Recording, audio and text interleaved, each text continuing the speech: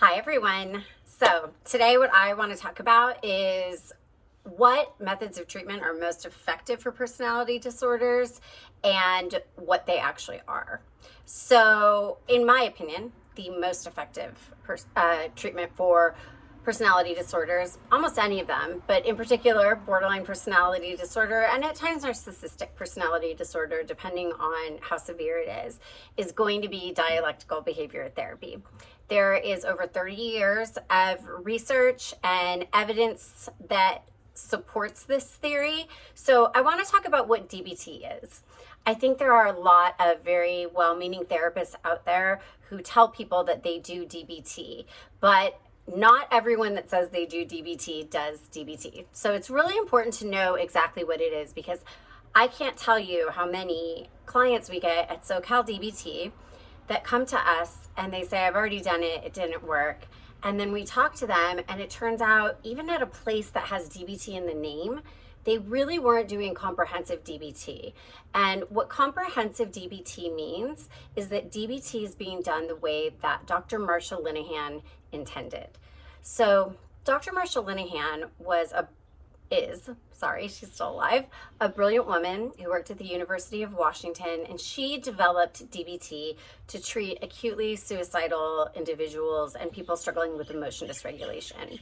So in borderline personality disorder and also just in depression and anxiety, we often see emotion dysregulation pop up and make people's lives really difficult. So in DBT, the theory really is that thoughts are sensations of the brain that we can't really control. I can't control what thoughts come into my head, but what I can control is how I respond to those thoughts. So real DBT is not just about learning skills. I think that's a really big mistake that a lot of people make. It's that they think that DBT is just worksheets and learning skills, and that is not DBT. So when you find a therapist that says they do DBT, you need to look for a few things and you need to ask them about a few things. Number one, are they on a DBT team of 3 or more DBT therapists that work together and share cases? At SoCal DBT, there are 9 people on our team.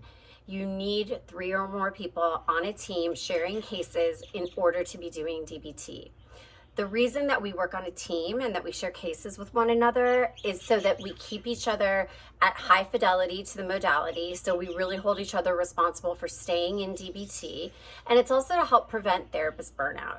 That's because clients like this have been through therapist after therapist after therapist, and we don't want anyone to fail at treatment again. So the DBT team supports the individual therapist and helps give us feedback about our cases and whether or not we're doing DBT, and also gives us suggestions when we're running into problems or challenges with clients. So that's number one. Is your therapist on a DBT team? Number 2, do they offer skills groups separately from your individual sessions? And the skills groups need to be led by 2 therapists on the team. Now, in really high fidelity comprehensive DBT, ideally your individual therapist would not be leading your group, but sometimes that just can't be avoided because of scheduling issues and things like that. So skills groups need to be offered. They need to be 2 hours long, and they need to be run separate from your individual session. So if you are going into any therapy session where someone is telling you they are doing DBT and they are handing you worksheets and sessions and teaching you skills, you're not doing DBT. Skills group or skills class is where we actually learn the skills. And it's also really important that you ask, are the skills groups being run like classes? In DBT, skills groups are not process groups. We do not talk about things that are going on in our lives. We call them target behaviors. We are there to learn the skills. And so we do a mindfulness exercise, a homework review, we take a break, and then it is didactic skills teaching. There's a syllabus that Linehan set forth. There are worksheets and handouts and homework. So number 1, is your DBT therapist on a team? Number 2, do they offer skills groups? Number 3, is your individual therapist available 24/7 for skills coaching in between sessions? The reason that Linehan came up with this is that when people are emotionally dysregulated, they need help right in that moment. They do not need to wait 24 hours for someone to call them back, and they definitely don't need to wait 5 days for their next therapy session. So we are available to our clients 24/7. That means you can call us at 3 in the morning. If there is an emergency, you can call me at 7 in the morning. You can call me at 12 noon.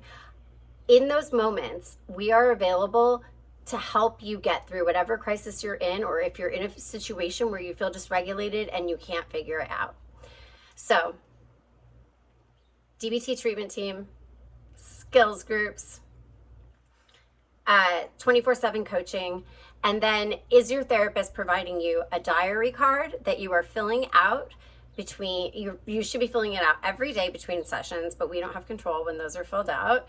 And then the other things I think you really have to look for is, are the therapists doing what are called behavioral chains in sessions? When you engage in behaviors that you're wanting to reduce, are they doing what's called a behavioral chain in order to figure out every little step along the way that happened that led you to engage in the behavior that you're wanting to stop? So the other thing that I think is really important is ask your therapist where they trained in DBT. I personally, in my own opinion, think that behavioral tech, which is Dr. Marshall Linehan's program, is the best and the only place to get trained. At SoCal DBT, we don't train therapists on the fly. We don't train them as we go. We get them trained at behavioral tech because, in my opinion, that offers the best training. That is not the only place where people can get trained. So ask people where they got trained. Look it up. Make sure that it's a program that taught people how to do real DBT. There are schools like Columbia University that churn out wonderful DBT therapists every single year. So those DBT therapists aren't trained through behavioral tech, but they're trained in DBT and they know how to do it. So it's really, really important that you ask these questions.